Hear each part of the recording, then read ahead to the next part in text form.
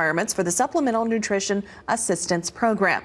Agriculture Secretary Sonny Perdue says he thinks most Americans agree with the changes. It's a ramp upward out of poverty and dependence to an independent lifestyle. That's what the House is trying to achieve. That's what we want to achieve in the Farm Bill. We ought to be willing to lift people up temporarily when they're down, but then help them, set them on a course for a permanent independent lifestyle. Well, changes to SNAP led to a tense markup last week, but House leaders say they hope to bring the bill to the floor for a vote during the month of May. And the typically bipartisan bill is unlikely to get support from Democrats. On the Farm Bill, we have very serious concerns about the nutrition sections of the Farm Bill, but that is not the only problem. As I say, they are undermining the the safety net that is there for farmers, which is particularly difficult when we have low commodity prices and the president's tariffs, which are harmful to farms. So it's not just about SNAP. It is the SNAP part of it is cruel.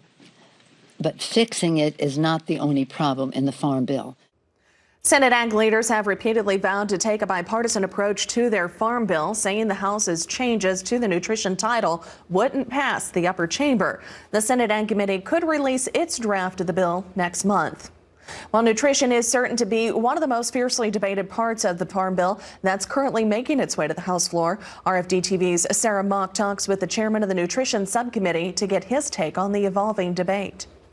Well, the 2018 Farm Bill season is in full swing here in Washington, D.C., and nutrition is one of those top issues that are keeping people interested in the process. We're lucky enough to be joined by Congressman G.T. Thompson. He's the chairman of the Nutrition Subcommittee and a member of the House Ag Committee. Congressman, can you just start by talking to us about what is most critical for Pennsylvania farmers in this year's Farm Bill? Well, what's most important is the fact that we get this done. We're in our fifth year of really an economic decline in rural America, and specifically with farm income down by over 50%.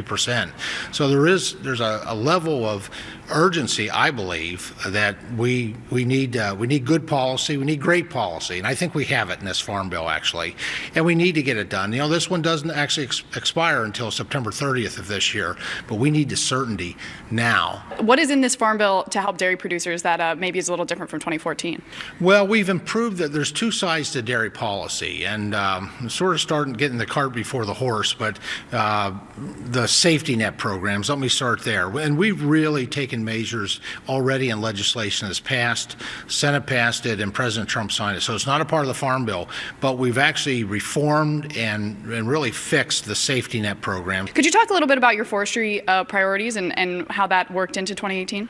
Yeah, absolutely. Last Farm Bill, actually, I had the privilege and honor of chairing the Forestry Conservation Watershed Soils Subcommittee, and we made some tremendous improvements. Probably, I've been told, one of the best forestry titles we've ever had, because we need to actively manage those forests to be able to keep them healthy, and it is important to keep them healthy, and you do that by harvesting.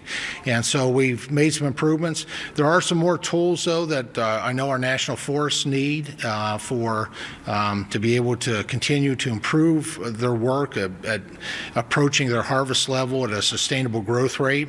And so we're going to expand the amount of acreage, I believe, to 6,000 acres, kind of a landscape approach, not skipping any of the environmental steps, but we're making it much more efficient, and to be able for the Forest Service to be actually able to get some of these projects moving. There's farms and forests in your district, but there's also just a lot of rural communities. I wonder if you could speak to some rural development priorities that made it into the 2018 Farm Bill that will affect folks in Pennsylvania. Starting with rural broadband. You know, economic activity originally in this country flowed along riverways, and then it was highways, and now it's the broadband highway. And we still have many last mile communities where we do have access to internet. It is so slow, and it's not really a level of speed and quality that can be used for telehealth, teleeducation, let alone commerce. A lot to chew on there. Again, we're grateful to be joined by Congressman G.T. Thompson of Pennsylvania's 5th District. We'll have more updates for you from here on Capitol Hill throughout the morning. But until then, back to you in the studio. Well, this draft, the Farm Bill, could make its way onto the House floor for a debate by the full chamber as early as this week. That is, if the chairman can secure 218 votes he needs to pass it. Well, fire crews in northwest Oklahoma